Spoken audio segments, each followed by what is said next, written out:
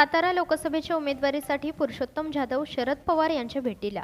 शिवसेनेचे नेते एकनाथ शिंदे हे क्रांतिकारक आहेत. त्याच पद्धतीचे शरद पवार हे सातारा जिल्ह्यातून असून तेही क्रांतिकारक आहेत आणि ते निश्चितच मला क्रांती करण्याची संधी देतील आणि मला लोकसभेची जागा देतील असा विश्वास पुरुषोत्तम जाधव यांनी व्यक्त केला आहे. पाहुयात ते काय म्हणत आहेत ते. माननीय शरदचंद्रजी पवार साहेबांची भेट घेतली. खरं तर 83 वर्षाचा योद्धा, कुस्तीवर प्रेम करणारा योद्धा आणि मी पण कुस्तीवर प्रेम करणारा आहे. त्यामुळं सध्या जे वातावरण आहे देशामध्ये त्या दृष्टीने हिंदकेसरी घेण्याचा विचार आहे. त्या दृष्टीने साहेबांची भेट घेतली. परंतु तुम्ही इच्छुक आहात का सातारा लोकसभा निवडणूक लढण्यास? हो, मी इच्छुक आहे ना. मी 2 वेळा लोकसभा लढलेलो आहे. 2009ला मी सेना भाजपचा उमेदवार म्हणून लढलो आहे. 2014ला मी अपक्ष लढलेलो आहे. त्यावेळी नरेंद्र मोदी साहेबांच्या लाटेमध्ये मला देशातील 2 क्रमांकाची मतं मिळालेली आहेत. 19ला देखील मी फॉर्म भरला होता, परंतु मला त्यावेळी थांबवण्यात आलं.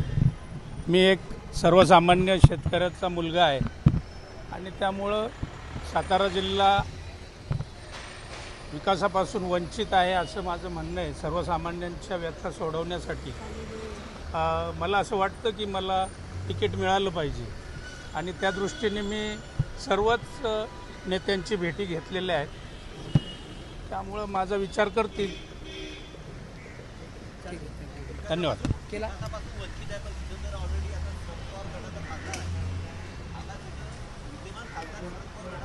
तरी देखील ते सत्तेमध्ये नव्हते. त्यामुळं अनेक प्रश्न आहेत ना, जे तळागाळातले प्रश्न आहेत. ते प्रश्न जर सोडवायचे असतील तर मला असं वाटतं की सर्वसामान्यांच्या वतीने मी उतरलो पाहिजे आणि त्या दृष्टीने माझ्या गाठी भेटी चालू आहेत.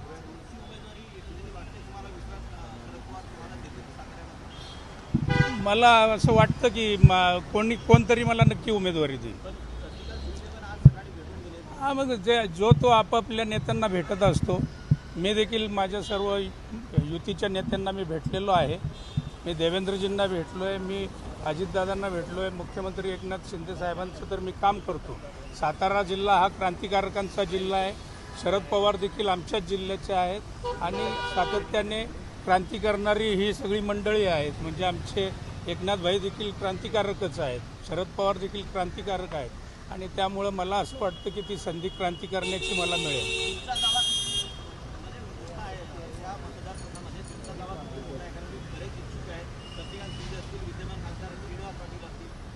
हे बघा, दावा म्हणण्यापेक्षा मला एकच कळतं की सर्वसामान्यांच्या व्यथा घेऊन मी काम करतो, सर्वसामान्यांसाठी काम करतो आणि त्यामुळे सर्वसामान्य जनतेच्या वतीने माझा दावा आहे.